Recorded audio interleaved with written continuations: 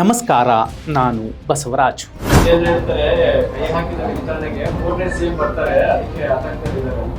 ಎಲ್ಲ ಏನಾಗಲ್ಲ, ಅವರೇ ಸೇಮ್ ಇರ್ತಾರೆ, ಅವರೇ ಗಟ್ಟಿಯಾಗಿದ್ದಾರೆ, ಅವರೇ ಮಾಡ್ತಾರೆ.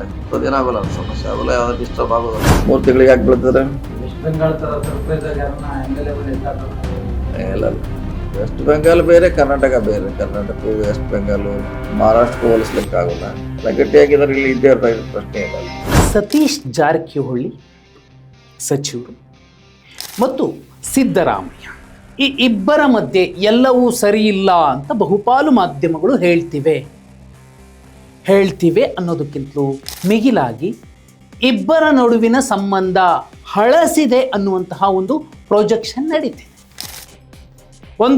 ಇದು ಪ್ಲಾಂಟ್ ಸ್ಟೋರಿ ಇರಬಹುದು, ಅಥವಾ ಮಾಧ್ಯಮಗಳಿಗೆ ಸಿದ್ದರಾಮಯ್ಯ ಅವರಿಲ್ಲದ ಸುದ್ದಿ ವರ್ಕೌಟ್ ಆಗೋದಿಲ್ಲ ಅನ್ನೋದು ಪಕ್ಕಾ ಆಗತ್ತೆ. ಆದರೆ ಒಂದು ಮಾತನ್ನು ನಿಮಗೆ ನೆನಪು ಮಾಡಿಕೊಡ್ಬೇಕು. ಈ ಗ್ರೀಕ್ ಪುರಾಣದಲ್ಲಿ ಒಂದು ಟ್ರಾಜನ್ ಹಾರ್ಸ್ ಟ್ರ್ಯಾಪ್ ಅಂತ ಒಂದು ಬರುತ್ತೆ. ಟ್ರಾಜನ್ ವಾರ್ ನಡೆಯುತ್ತೆ, ಅದು ಗ್ರೀಕು ಟ್ರಾಯ್ ಎನ್ನುವಂತಹ ಒಂದು ಪಟ್ಟಣಕ್ಕೂ ಮಧ್ಯೆ.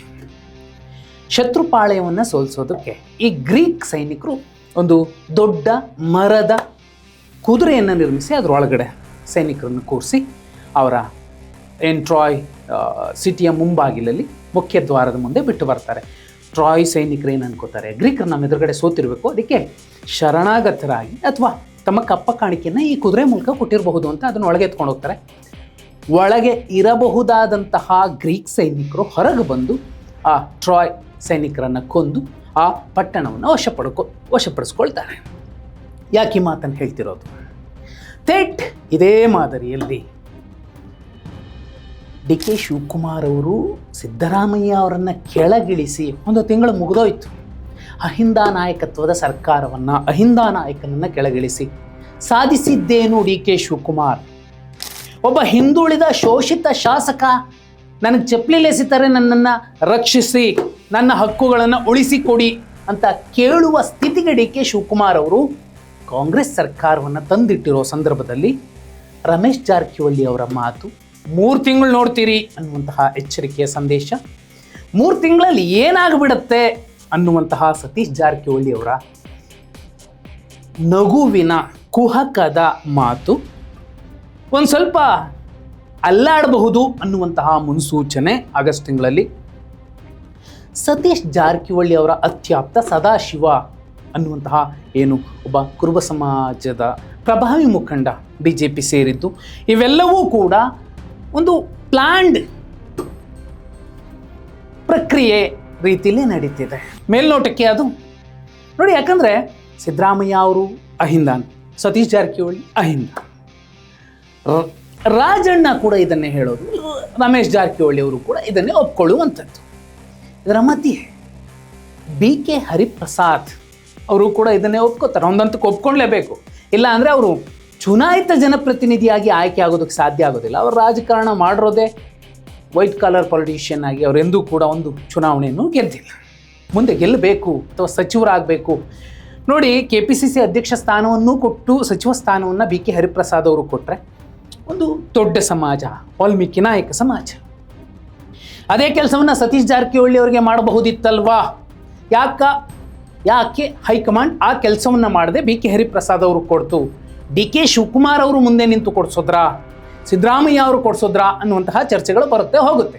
ಅಲ್ಲೂ ಕೂಡ ಆಲ್ರೆಡಿ ಕುರುಬ ಸಮಾಜದ ಬಹುದೊಡ್ಡ ಆಕ್ರೋಶ, ಸಿದ್ದರಾಮಯ್ಯ ಅವರನ್ನು ಕೆಳಗಿಳಿಸಿದ್ರು ಅನ್ನುವಂತಹ ಒಂದು ಬೇಸರದ ಮಧ್ಯೆ ವಾಲ್ಮೀಕಿ ನಾಯಕ ಸಮಾಜವು ಕೂಡ ಈ ಸಲ ST ರಿಸರ್ವ್ಡ್ ಕಾನ್ಸ್ಟಿಟ್ಯೂನ್ಸಿಯಲ್ಲಿ ಅತಿ ಹೆಚ್ಚು ಸ್ಥಾನಗಳನ್ನು ಕಾಂಗ್ರೆಸ್ ಗೆಲ್ಲೋದಕ್ಕೆ ಕಾರಣವಾಗಿದ್ದು ಕೂಡ ಸತೀಶ್ ಸಿದ್ದರಾಮಯ್ಯ ಅನ್ನುವಂತಹ ಕಾಂಬಿನೇಷನ್, ಅಹಿಂದ ಕಾಂಬಿನೇಷನ್.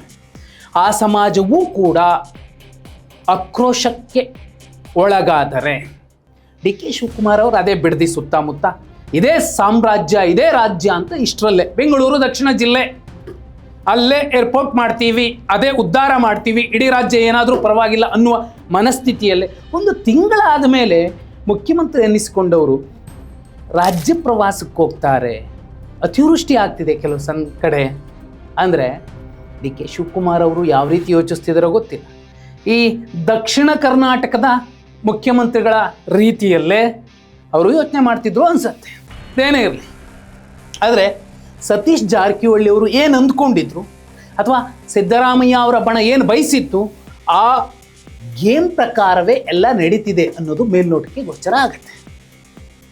ನೋಡಿ, ಒಬ್ಬ ಒಕ್ಕಲಿಗ ಸಮಾಜದ ನಾಯಕ DK ಶಿವಕುಮಾರ್ ಅವರನ್ನು ಅಥವಾ ಅವರ ಸರ್ಕಾರವನ್ನು ಅಲುಗಾಡಿಸುವಂಥದ್ದು ಕಷ್ಟದ ಕೆಲಸನ, ಸಾಧ್ಯವೇ ಇಲ್ಲ. ಸುಲಭಕ್ಕೆ ಅಲುಗಾಡಿಸಬಹುದು, ಆದರೆ ಯಾವ ಸಂದೇಶ ರವಾನೆ ಆಗಬೇಕು? ಕುಮಾರಸ್ವಾಮಿ ಅವರು ಬಯಸೋದದೇ, ದೇವೇಗೌಡರು ಬಯಸೋದದೇ, BJP ನಾಯಕರು ಬಯಸ್ತಿರುವಂಥದ್ದೇ. ಅಲ್ಲಿ ಸಿದ್ದರಾಮಯ್ಯ ಅವರು ಇದ್ದಿದ್ರು ನಮಗೆ ಸಮಸ್ಯೆ ಇಲ್ಲ, ಆದರೆ DK ಶಿವಕುಮಾರ್ ಅವರು ಬಂದು ಕೂರಬಾರ್ದಾಗಿತ್ತು ಅನ್ನೋ ಲೆಕ್ಕ ಏನಿದೆ, ಇದು ಪೂರಕವಾಗಿ ನಾನು ಒಂದಿನ ಆಗ್ತೀನೋ ಒಂದು ತಿಂಗಳಾಗ್ತೀನೋ ಮುಖ್ಯಮಂತ್ರಿ ಆಗಬೇಕು ಅಂತ ಬಯಸಿದ್ದಂತಹ DK ಶಿವಕುಮಾರ್ ಅವರ ಆಸೆ ಈಡೇರಿದೆ. ಮುಖ್ಯಮಂತ್ರಿ ಬದಲಾವಣೆ ಆಗುವ ಸಾಧ್ಯತೆಗಳ ಚರ್ಚೆ ಕೂಡ ನಡೆಯೋದಕ್ಕೆ ಕಾರಣ ಆಗಿರೋದು ರಮೇಶ್ ಜಾರಕಿಹೊಳಿ ಅವರ ಒಂದು ಮಾತು, 3 ತಿಂಗಳು ಕಾಯ್ತಾ ಇರಿ. ಒಂದು ತಿಂಗಳಾಗಿದೆ, ಇನ್ನೆರಡು ತಿಂಗಳು ಕಾಯ್ತು. ಮುಂದಿನ 3 ತಿಂಗಳವರೆಗೆ ಸರ್ಕಾರದ ಬಗ್ಗೆ ಆಯ್ತು, ಇದರ ರಾಜಕೀಯ ಬಗ್ಗೆ ಮಾತಾಡೋದಿಲ್ಲ. ಈಗ 1 ತಿಂಗಳಾಯ್ತು, ಇನ್ನೂ 2 ತಿಂಗಳು ಮಾತಾಡೋದು, ಆಮೇಲೆ ಮಾತಾಡ್ತೀನಿ. ಸತೀಶ್ ಜಾರಕಿಹೊಳಿ ಅವರು ನಗ್ತಾ ಒಂದು ಮಾತು ಹೇಳಿದ್ರು, ಆಗಸ್ಟಲ್ಲಿ ಅಲುಗಾಡಬಹುದು, ಏನು ದೊಡ್ಡ ವ್ಯತ್ಯಾಸ ಆಗೋದಿಲ್ಲ ಅಂತ ಹೇಳಿದ್ರು. ಕಾಂಗ್ರೆಸ್ ಸರ್ಕಾರ ಇರುತ್ತೆ ಅಂತ ಹೇಳಿದ್ರು. ಜೊತೆಯಲ್ಲಿ ಪಶ್ಚಿಮ ಬಂಗಾಳ ಮತ್ತು ಮಹಾರಾಷ್ಟ್ರದ ಎಕ್ಸಾಂಪಲನ್ನು ಹೇಳುವ ಮೂಲಕ ಏನೋ ಕಾದಿದೆ ಅನ್ನೋ ಮೆಸೇಜನ್ನು ಕೊಟ್ಟರು. ನೋಡಿ, ಕಾಂಗ್ರೆಸ್ ವಲಯದಲ್ಲಿ ಇನ್ನೂ ಒಂದು ವಿಚಾರ ಚರ್ಚೆ ಆಗ್ತಿರೋದು, ರಮೇಶ್ ಜಾರಕಿಹೊಳಿ, ಸತೀಶ್ ಜಾರಕಿಹೊಳಿ ಅಲ್ಲದೆ ಮತ್ತೊಬ್ಬರು ಕುಂದಾ ರಾಜಕಾರಣದ ಪ್ರಭಾವಿ ನಾಯಕ, ಒಂದು ಹಂತಕ್ಕೆ DCM ಆಗಿದ್ದವರು, ಅವರ ಮೂಲಕ ದೊಡ್ಡದೊಂದು ಕ್ಷಿಪ್ರಕ್ರಾಂತಿ ಆಗುತ್ತೆ, ಅದು ಕೂಡ BJPಯ ಅಣತಿಯ ಮೇರೆಗೆ ಅನ್ನುವಂತಹ ಚರ್ಚೆ ಏನಿದೆ.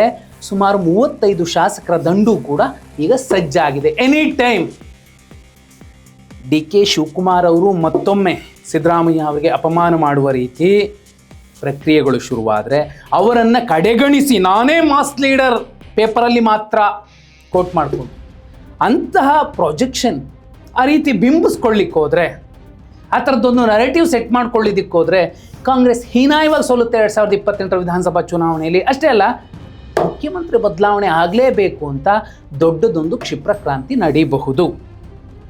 ಈ ಭಯದಲ್ಲೇ ಇರಬಹುದು.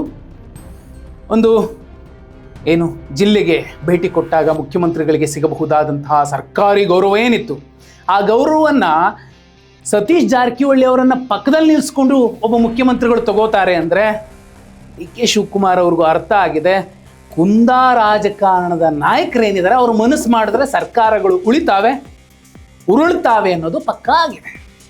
ಇದರ ಮಧ್ಯೆ ಸಂಪುಟ ಪುನರ್ರಚನೆ ಅನ್ನುವಂತಹ ದೊಡ್ಡ ಸಾಹಸಕ್ಕೆ DK ಶಿವಕುಮಾರ್ ಅವರು ಕೈ ಹಾಕ್ಬಿಟ್ರೆ, ನಾನು ಮಾಡಿದ್ದೆಲ್ಲ ಆಗುತ್ತೆ, ನಾನು ಹೇಳಿದ್ದೆ ಲೆಕ್ಕ, ಆ್ಯಪಲ್ ತಿಂದು ಎಂಜಲ್ ಆ್ಯಪಲ್ ಜನಕ್ಕೆ ಎಸೆದ್ರೆ ಅದೇ ರಾಜಕಾರಣ ಅನ್ನೋ ಫ್ಯೂಡಲ್ ಮನಸ್ಥಿತಿಯಲ್ಲೇ ಇನ್ನೂ ನಡೆದು ಬಿಟ್ರೆ, ಅಥವಾ ಸಾಫ್ಟ್ ಹಿಂದುತ್ವದ ಲೆಕ್ಕದಲ್ಲೇ ನಡೆದು ಬಿಟ್ರೆ, ಮುಂದಿನ ಚುನಾವಣೆಯಲ್ಲಿ ಅಪ್ಪಟ ಜಾತ್ಯತೀತರು ಅಥವಾ ಅಪ್ಪಟ ಅಹಿಂದ ಸಿದ್ಧಾಂತವನ್ನು ಬಯಸುವ ಜನ, ಪ್ರಬುದ್ಧ ಮತದಾರರು, ಅದು ಸಿಂಹಪಾಲಿರುವಂತಹ ಪ್ರಬುದ್ಧ ಮತದಾರರು ಕಾಂಗ್ರೆಸ್ಗೆ ತಕ್ಕ ಪಾಠ ಕಲಿಸ್ತಾರೆ. ಹಾಗಿದ್ರೆ ರಮೇಶ್ ಜಾರಕಿಹೊಳಿ ಅವರ ಒಂದು ಎಚ್ಚರಿಕೆ, ವಾರ್ನಿಂಗ್, ಸತೀಶ್ ಜಾರಕಿಹೊಳಿ ಅವರ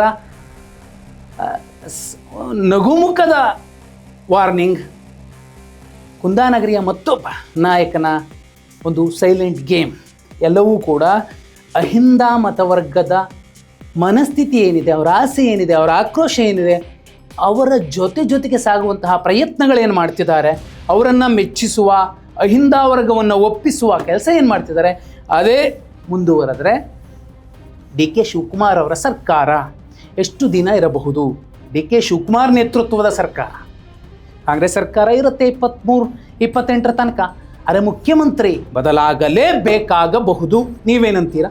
ಕಮೆಂಟ್ ಮಾಡಿ.